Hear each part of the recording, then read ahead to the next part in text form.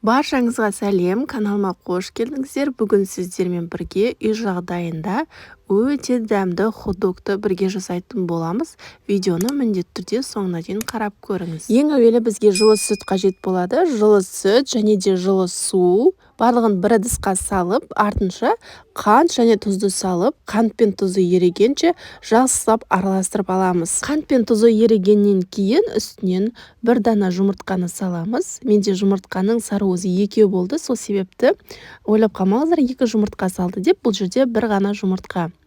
Енді жақсылап араластырып аламыз. Оның үстінен ертілген сары май құямыз. Ертілген сары май және де ашытқы салып, жақсылап тағы да бір араластырып алатын боламыз. Содан соң міндетті түрде алдын ала еленген ұнымызды салып, жұмсақ қамыр илейтін боламыз. Толық құрамын мен төменге описанияға қалдырып кеттім, сол жақтан қарап жасасаңыздар болады.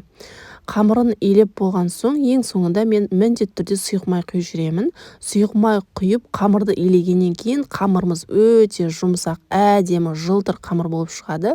Мен нан илесем де, тіпті бауырсақ илесем де, кез келген қамырда ең соңында кішкене сұйық май салып, дәл осылай қайтарып тұрып илеймін. Сонда біздің қамырымыз өте әдемі болып шығады және де әдемі көтерілетін болады. Енді осы қамырды көтерілгенге 1 сағатқа, 1,5 сағатқа қалдырып қоямыз. Міне қамырымыз көтеріліп шықты, өте әдемі болып шығады. Енді осы қамырларды мен 100 граммнан өлшеп салдым.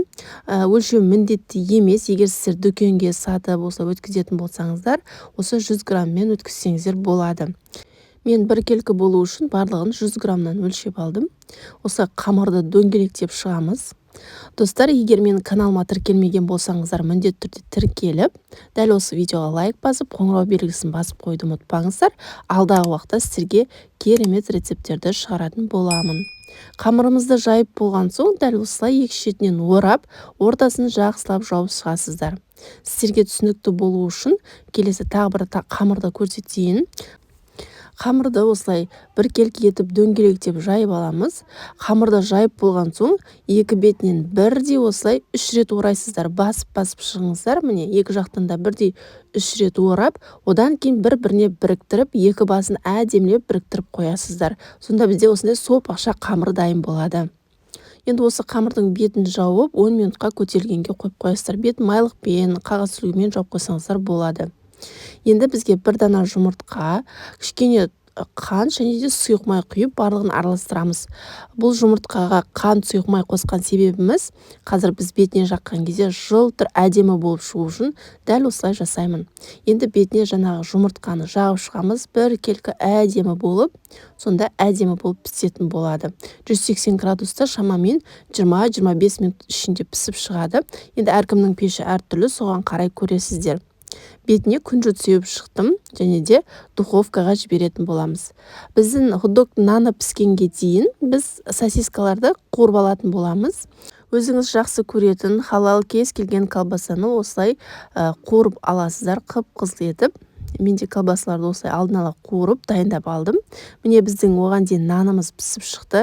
Бұл хот-догтың ерекшелігі нанында. Бұл нанды сіздер бір рет жасағаннан кейін ғашық боласыздар. Өйткені өте жұмсақ әрі өте дәмді болып шығады. Және де осындай пышақтың көмегімен ортасын бөлеміз. Майонез бен кетчупты осылай жіңішке етіп, жұқа етіп жағып шығасыздар. Хот-догтың ең ерекшелігі ол осы чимчиде. Сіз чимчи мен сосиска салсаңыз, бұл хот-дог, ал қалған салмаларын өз қалауларыңыз бойынша салсаңыздар болады. Мен қияр мен қызанақ салдым. Сіздер қалауларыңыз бойынша салат жапырағы, кез келген өзіңізге ұнаған көкөністерді салуға болады. Және де оның үстіне тағы да кетчуп майонезді осылай әдемілеп етіп сеуіп шығамыз. Міне біздің хот-догымыз дайын болды. Міне барлық хот-догтарды осылай жасап шықтым. Достар, сіздер міндетті түрде жасап көріңіздер, сізге ұнайтынына сенімдімін. Дәл осылай жасап, дүкендерге өткізіп табыстапсаңыздар да болады. Сіздерге видео ұнаса лайк басып, менің каналымның дамуына үлес қосып қолдап кетуді ұмытпаңыздар. Назарларыңызға үлкен рахмет. Сіздермен болған ләззат.